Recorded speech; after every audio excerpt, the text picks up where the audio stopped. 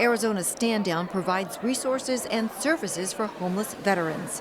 From housing assistance, employment and health services, legal help, and even a safe place to sleep for the night were just some of the outreach provided during the two-day event. Phoenix TV followed Mayor Greg Stanton with veterans advocate Brad Bridwell as they walked the halls at the Arizona Veterans Memorial Coliseum.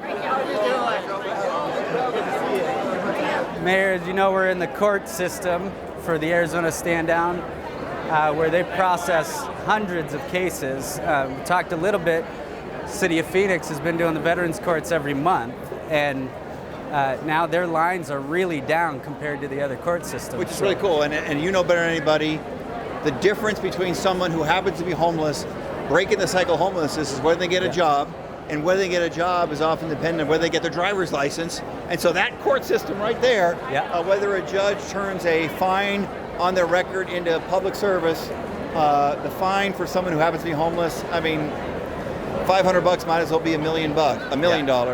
If they can turn that into community service, they can actually get that off their record, get that driver's license, get that job, and turn their life in such a positive direction. So not only Phoenix Court, but all the other cities that are here, I mean, for so many of these veterans, that is actually the most important service here at Stand Down. It's so cool that our judges and our court administrators are so committed to serving our veteran homeless population. Yeah, and you can see, like, this sign here was put up, and I mean, it's a cool sign, but it was done, you know, it gives a good idea of all the different services just in this court area.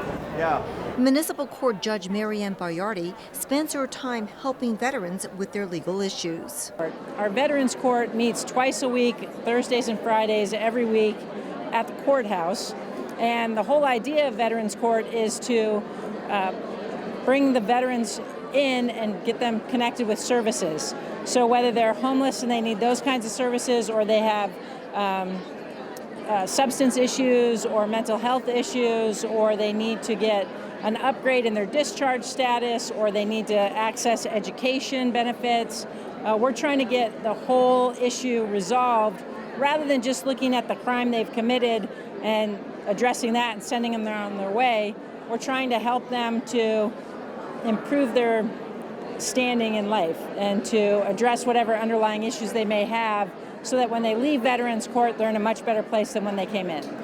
It is so rewarding, and it is truly my honor to be able to serve people who have served our country.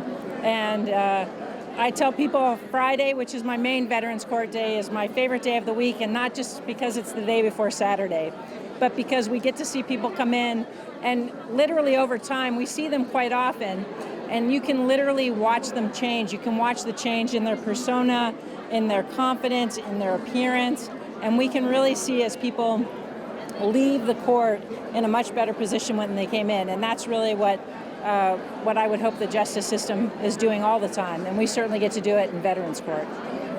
This is where all the veterans who turn their fines into community service will register and complete that process.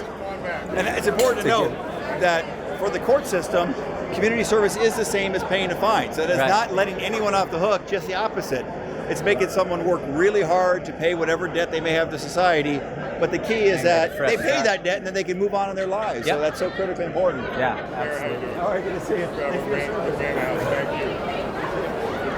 Thanks for being out. It's awesome. Yeah, good. How many folks do you think are going to come here today without a house and leave with a place to stay, with a roof over their head? We'll probably see about 35 go out to a place on their own, and additional into programs where the housing plan will take a little bit longer, but they'll be in stable housing again.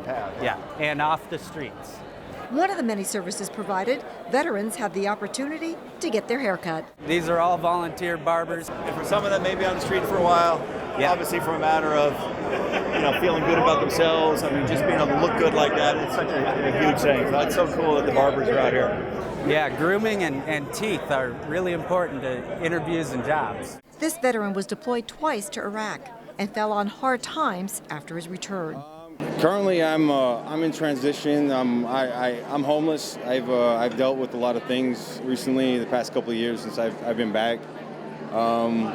After I got out of the military, I worked as a contractor. I made some pretty good money, and then I started having issues with my PTSD, my depression, and that led me to drinking and using drugs. And I ended up losing my house, my car, pretty much everything, my job, and I was homeless for a couple years. I used to live underneath the overpass over on 7th Avenue in Bell. I lived on the streets a lot, and in my car, I crashed that, and then, now I can't even drive that. Today, Zulfikar is thankful for the many services available at Stand Down 2017.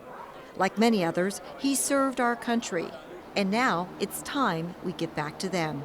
When you come here and get your hair cut, you can get a hot dog, you can get a burger, you can get something to drink. It's a safe zone here, so people that are homeless, I've seen on the streets, they're here, and you can, and it's a great environment. It feels great. I just got a bag of clothes. I got some new shoes, some stuff that I can't afford. I've been wearing the same stuff for a while, and so it's very nice to be able to get all that. And they treat you very nice here. It was a little overwhelming because I just haven't been treated this well in a long time.